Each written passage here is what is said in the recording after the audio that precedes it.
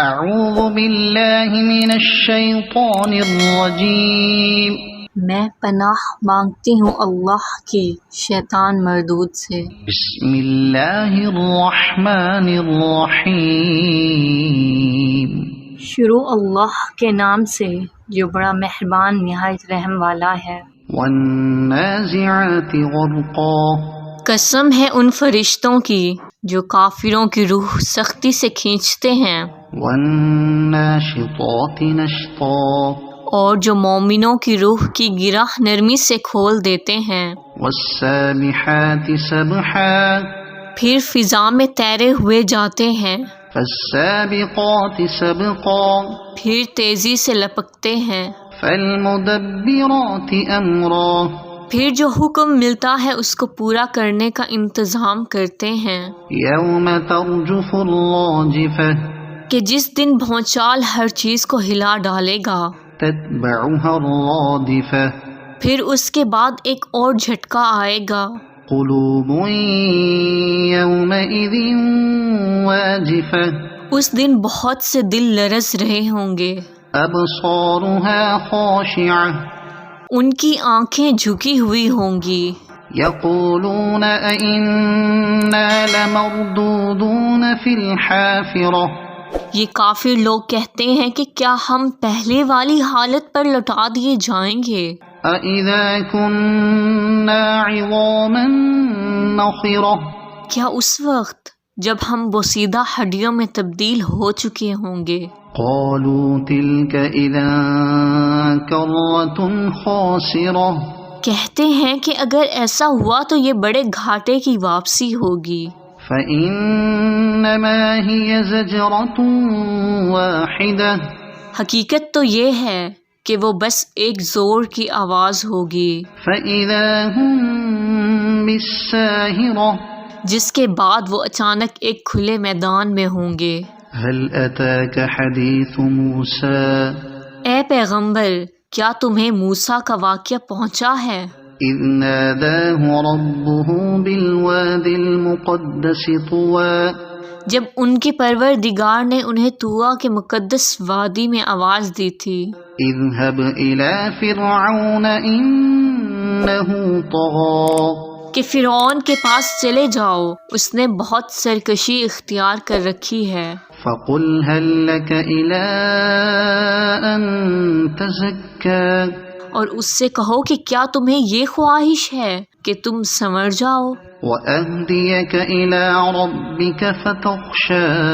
اور یہ کہ میں تمہیں تمہارے پروردگار کا راستہ دکھاؤں تو تمہارے دل میں خوف پیدا ہو جائے۔ فأراه الآية الكبرى، چنانچہ موسیٰ نے اس کو بڑی زبردست نشانی دکھائی، فكذب وعصى، پھر بھی اس نے انہیں جھٹلایا اور کہنا نہیں مانا، ثم أدبر يسعى، پھر دوڑ دھوپ کرنے کے لیے پلٹا، فحشر فنادى، پھر سب کو اکٹھا کیا اور آواز لگائی، فقال أنا ربكم الأعلى، اور کہا کہ میں تمہارا اعلیٰ درجے کا پروردگار ہوں۔ فأخذه الله نكال الآخرة والأولى، نتیجہ یہ ہوا کہ اللہ نے اسے آخرت اور دنیا کے عذاب میں پکڑ لیا۔ إن في ذلك لعبرة لمن يخشى، حقیقت یہ ہے کہ اس واقعے میں اس شخص کے لیے بڑی عبرت ہے جو اللہ کا خوف دل میں رکھتا ہو۔ أأنتم أشد خلقا أم السماء بناها،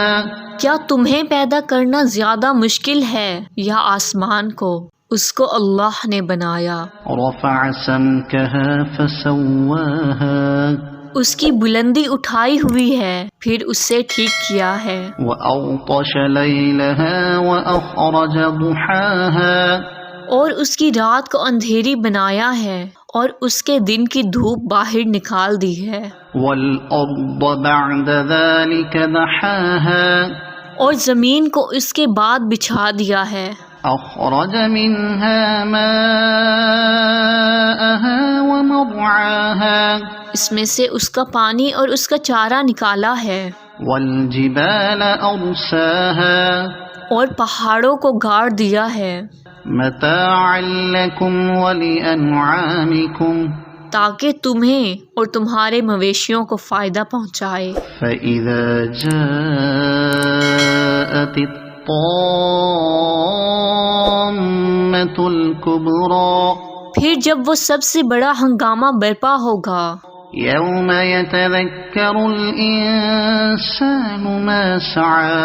جس دن انسان اپنا سارا کیا دھرا یاد کرے گا، وبرزت الجحيم لمن يرى اور دوزخ ہر دیکھنے والے کے سامنے ظاہر کر دی جائے گی. فأما من طغى تو وہ جس نے سرکشی کی تھی وآثر الحياة الدنيا اور دنیا کی زندگی کو ترجیح دی تھی، فإن الجحيم هي المأوى تو دوزخ ہی اس کا ٹھکانہ ہوگی. وأما من خاف مقام ربه ونهى النفس عن الهوى لیکن وہ جو اپنے پروردگار کے سامنے کھڑا ہونے کا خوف رکھتا تھا اور اپنے نفس کو بری خواہشات سے روکتا تھا، فإن الجنة هي المأوى تو جنت ہی اس کا ٹھکانہ ہوگی. يسألونك عن الساعة أيان مرساها یہ لوگ تم سے قیامت کی گھڑی کے بارے میں پوچھتے ہیں کہ وہ کب قائم ہوگی. فيم أنت من ذكراها تمہارا یہ بات بیان کرنے میں کیا کام؟ إلى ربك منتهاها اس کا علم تو تمہارے پروردگار پر ختم ہے. إنما أنت منذر من يخشاها جو شخص اس سے ڈرتا ہو تم تو صرف اس کو خبردار کرنے والے ہو. كأنهم يوم يرونها لم يلبثوا إلا عشية أو ضحاها